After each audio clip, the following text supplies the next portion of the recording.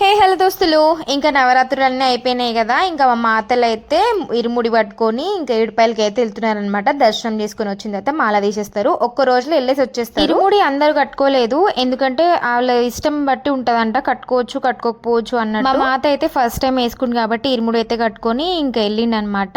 Evening వరకు అయితే వచ్చేస్తున్నారు. ఇంకా నేనైతే మంచిగా పూజ అయితే వేసేసుకున్నా. ఇరుముడిలో బియ్యం ఉంటాయి కదా, వాటిని అయితే నైవేద్యం చేసి అమ్మవారికి నైవేద్యం పెట్టాలి. అన్నం అయితే రెడీ అవుతుంది, దాంట్లో బెల్లం వేయాలి. కానీ ఆ రోజు చేసిన బెల్లం అన్నం అయితే నిజంగా ఎంత మంచిగా అయ్యిందంటే టేస్ట్ చాలా బాగా. అన్నం అయిన తర్వాత వీడియో తీయడం మర్చిపోయినా నేను. ఇంకా మా ఆయన అయితే రెడీ అవుతున్నాడు, ఇంకా అమ్మవారికి నైవేద్యం పెట్టాలి. నిజంగా 10 days ఎంత మంచిగా అనిపించినాయో నాకైతే పూజలతోని. ఇంకా డేస్ లేవని చెప్పేసి చాలా బాధ అనిపిస్తుంది. ఇంకా అయితే లాస్ట్ డే అనమాట. ఇంకా మాల కూడా తీసేసి మా ఆయన మళ్ళీ రేపటి నుంచి నార్మల్ గా రొటీన్ డేస్ ఇంకా స్టార్ట్ అయితే ఇంకా అమ్మవారికి నైవేద్యం పెట్టేసి మేము కూడా ఇంకా ప్రసాదం అయితే తీసుకున్నాము. ఇంకా వీడియో అయితే ఇంతే. వీడియో ఒక చిన్న లైక్ చేయండి.